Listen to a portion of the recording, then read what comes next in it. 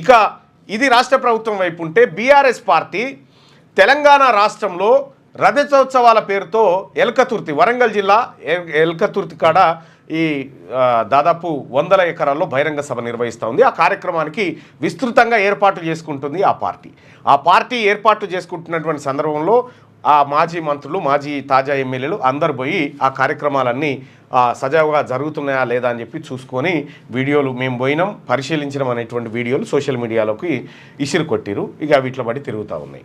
ఇక ఇది కాకుండా హరీష్ రావు ఎక్కడ రజతోత్సవాల వేళ హరీష్ రావుకు ప్రాధాన్యత తగ్గింది అనేటువంటి చర్చ సోషల్ మీడియాలో మెయిన్ మీడియాలో కూడా కొంత చర్చకు వచ్చింది.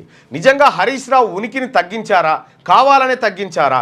పోస్టర్ల పైన ఎక్కడ కూడా హరీష్ రావు ఫోటో లేకుండా KT Ramarao photo KCR photo మాత్రమే ఉండడాన్ని బీఆర్ఎస్ పార్టీలోని కొంతమంది హరీష్ రావు అనుకూల వర్గం పెదవిరుస్తున్నారు.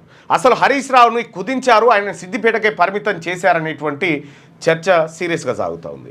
హరీష్ రావు కూడా సో దానికి అట్లా కౌంటర్గా కాకుండా మనమంతా రజతోత్సవాలను విజయవంతం చేయాలని చెప్పి సిద్దిపేట ఈ ప్రాంతంలో ఆయన నియోజకవర్గంలో సభలు సమావేశాలు పెట్టి ప్రజలను సమాయత్తం చేస్తూ ఉన్నారు.